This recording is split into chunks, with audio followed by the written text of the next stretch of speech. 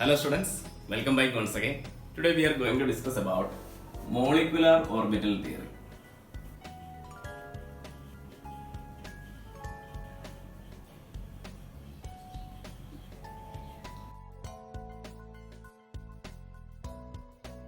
So according to this theory, molecular orbitals are formed by the combination of atomic orbitals. Okay, that is when atomic orbitals combines to form molecular orbitals. This MO means molecular orbital.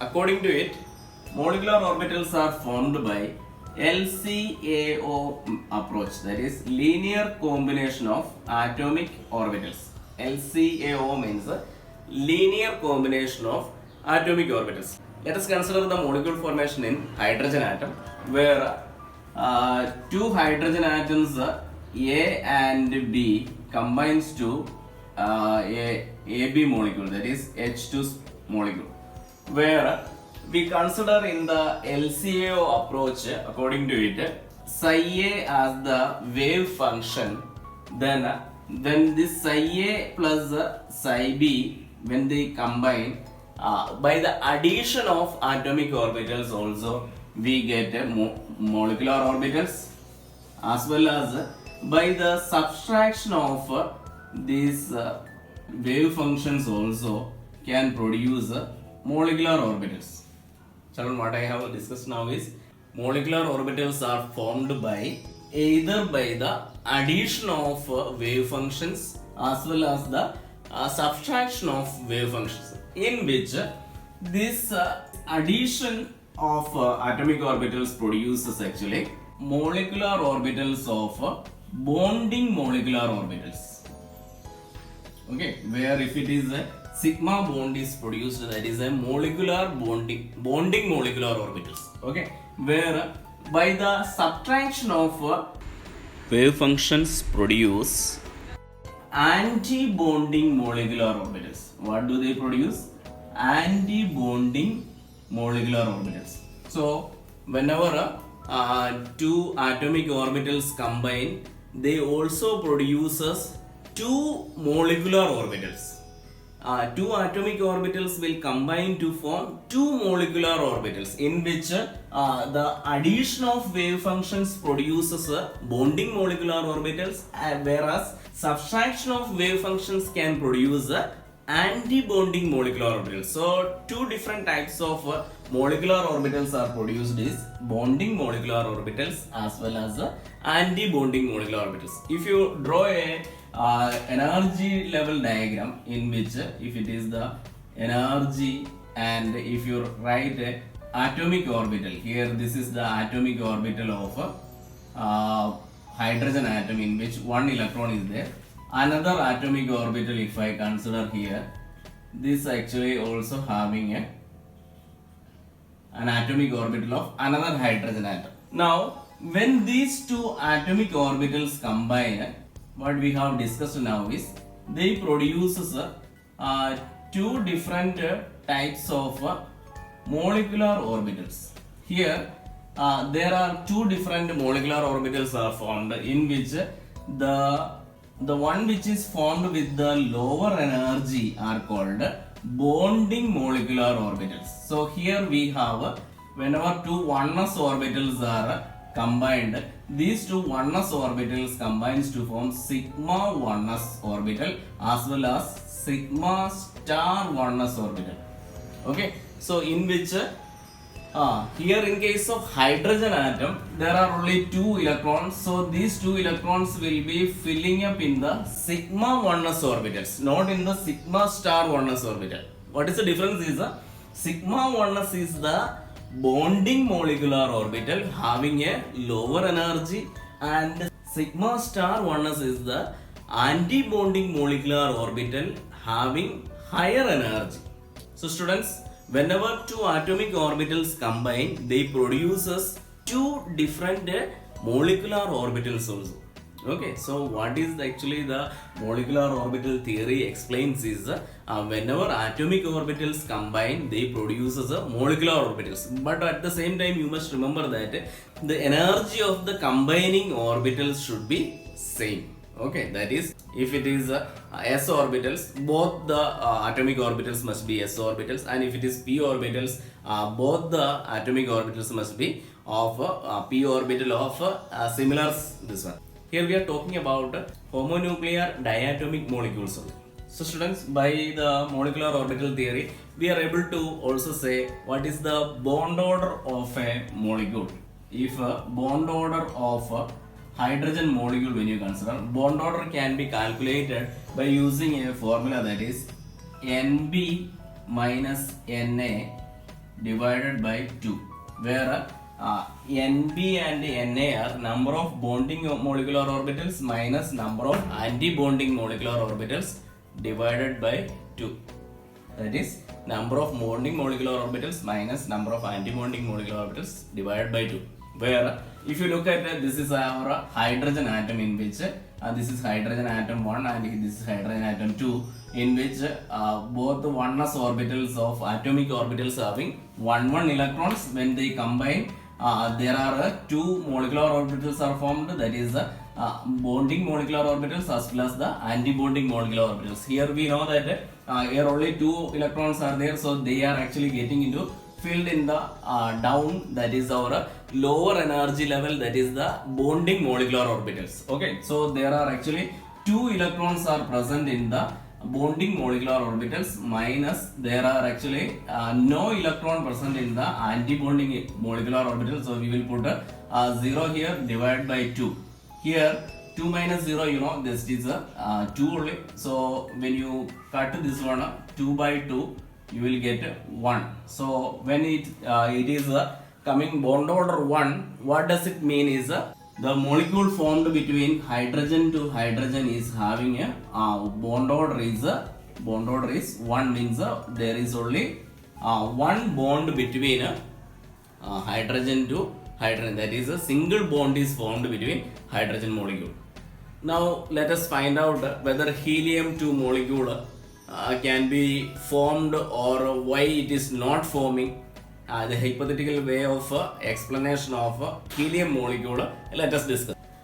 Children, if you take the energy level diagram of a helium molecule, this is the energy and this is a 1s orbital. 1s orbitals of 2 helium atoms. This is one helium atom, this is another helium atom. When they combine, these are the atomic orbitals. When they combine, as we have discussed, there are 2 sets of orbitals are formed, in which 2 molecular orbitals, in which this is our bonding molecular orbital. In helium atom, children, you know that there are 2 electrons present in the 1s orbital, isn't it? So this both the orbitals are filled with 2 electrons. Then when you consider about the bonding as well as anti-bonding molecular orbitals, here we have, this is the sigma 1s orbital and this is the sigma star 1s. Remember, star is used in order to mention the anti-bonding molecular orbital. Okay, so these two, when they combine, there are a total 4 electrons. So lower energy levels will be filled, as we know that bonding molecular orbitals will be filling first 2 electrons, we will put it in that, and the other 2 electrons we will fill in the anti-bonding molecular orbitals. Here 1, 2, 3, 4. So here we have a bond order. We can write bond order is equal to Nb minus Na divided by 2. With respect to that, bonding molecular orbitals, this is our bonding molecular orbital. Here there are 2 electrons, minus there are in anti-bonding also we have 2 electrons, divided by 2, that is 2 divided by 2, that is 0 minus 2, that is equal to 0. So children, what do you understand from here is, when bond order comes 0, what does it mean is the formation of a molecule is absolutely not possible. Okay, so By learning the molecular orbital theory, we are able to explain by looking at the bond order whether a molecule can exist or not can be easily understood. Okay, now let us study about another example. Next, let us discuss the formation of O2 molecule. O2 molecule. In case of O2 molecule, let us take oxygen atom. Oxygen atom having a, what is atomic number of oxygen? Oxygen is 8. So you can write 1s2, 2s2, 2p4. 2 plus 2 plus 4 is or 8. Okay. So let us make first of all the energy level diagram, in which you have to take little more bigger in size, because all these orbitals you have to accommodate. First of all, let us write a 1s orbital, then we have a 2s orbital, then we have a 2p orbitals. 2p, there are 3 orbitals are there. So this is one of the oxygen atom. Now if you take the other side also, we have oxygen, in which this is our 1s orbital, and this is our 2s orbital, and this is our 2p orbital. Okay. Now children, as we have discussed, 1s and 1s will combine in such a way that it will form 2 different molecular orbitals having a higher and lower energy, in which down part we consider it as sigma 1s, and this is our sigma star 1s, and these two also will produce 2 different molecular orbitals, in which lower one is our sigma, here it is 2s, so we can say this is sigma 2s, and this is our sigma star 2s.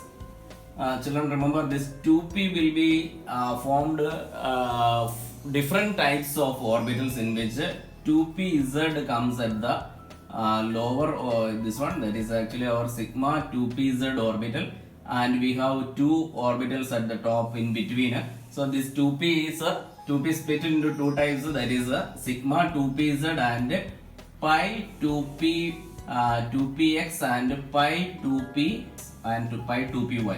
Okay, these are the 2 orbitals formed. Okay, and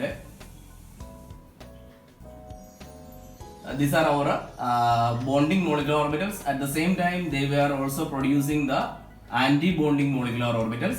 In anti-bonding molecular orbitals, here we have these 2 orbitals having a lower energy, that is 2 pi star 2p x and pi star 2p y. These 2 will be coming first, then we have this is our sigma star 2p z. So children, what are the orbitals formed? First of all, let me tell you. This is the first one, sigma 1s, that is the bonding molecular orbital. This is sigma star 1s, that is the anti-bonding molecular orbital. Then sigma 2s, sigma star 2s, then sigma 2pz. So 2p has 2px, 2py, 2pz, in which 2pz having lower energy as compared to 2px and 2py, but 2px and 2py form pi bond. Okay, and pi 2 we have pi star 2px and pi star 2py, then we have sigma star 2pz. So now let me fill the atomic orbitals. Atomic orbitals contain 1s2, then 2s2, 2p4, that is 1, 2, 3, 4th electron will be filled according to the Hund's rule, right? Now here also you have to write like that, same way, 1, 2, 1s2, 2s2, 2p, 2p4. Okay. Now 1s and 1s will combine to form these 2 will be filled, that is 4 electrons are there. Sigma 1s, 1s2, sigma star 1s2, then we have 2s and 2s will be combined to form sigma 2s2 and sigma star 2s2. So this much lower orbitals are filled. Now we are moving into the higher energy levels, where we have here 1, 2, 3, 4 electrons are there. Here we have 1, 2, 3, 4 electrons. So this 4 electrons total, 4 plus 4 comes 8 electrons. So in which lower energy orbitals will be filled first. That is, first one we have a sigma 2pz, where these two will be filled first. Okay, then 2 are over, then 3, 4, then we have 5, 6. Okay, how many electrons we have completed? We have completed 6 electrons we have filled in the lower bonding molecular orbitals. Now we have 2 more remaining that will be filled in the pi star 2px and pi star 2py. Okay, so this is the molecular orbital diagram of O2 molecule. Okay, let me write the electronic configuration of molecular orbital electronic configuration of O2 molecule can be written as sigma 1s, then 1s2, then a sigma star 1s2, then a sigma 2s2, then a sigma star 2s2. These are actually these orbitals only, molecular orbitals I am talking about. Then after sigma star 2s2 we have a sigma 2p z2. Okay, sigma 2p z 2 electrons. Then we have pi 2p x and pi 2p y. These two contains 2 electrons. This is why I have put is equal to, because they both are in the same energy levels only. Now we have other orbitals in the pi star 2px and 1 we have, then pi star 2py we have 1 electron. So this is the electronic configuration of molecular orbitals of O2 molecule. Okay, now when I write the if we write the bond order of O2 molecule, then we get a number of bonding minus anti-bonding, right? Now here how many bonding electrons are there? Only the bonding we have to count 1, 2, 3, 4. Then we have 5, 6, 7, 8, 9, 10. So here we have 10 electrons present in the bonding molecular orbitals minus anti-bonding when you consider 1, 2, 3, 4, 5, 6. Here we have 6 electrons in the anti-bonding molecular orbitals divided by 2. Here you will get 10 minus 6 is 4 by 2, that is 2. So children, bond order 2 means, what do you understand is oxygen is having a double bond between 2 oxygen atoms. Understood? So that is actually the formation of O2 molecule. Children, by writing the energy level diagram of molecular orbital theory, we are able to predict whether the molecule contain a double bond or single bond or a triple bond is present or not, as well as if there are 1 electrons, like here there are half-filled orbitals are also found in molecular orbitals. Children, remember, whenever there are half-filled orbitals present, means singly filled are there, then we can also predict their magnetic behavior. Singly filled electrons present, we can say that this particular molecule of O2 is paramagnetic in nature. Paramagnetic means paramagnetic substances are actually attracted towards magnet, whereas diamagnetic substances are repel to magnet. So they show a paramagnetic behavior. If we have completely filled, I mean there are actually paired electrons are there. That is paired electrons, we have a diamagnetic substances present. In case of unpaired electrons, remember, unpaired electrons always give us a magnetic property of paramagnetism.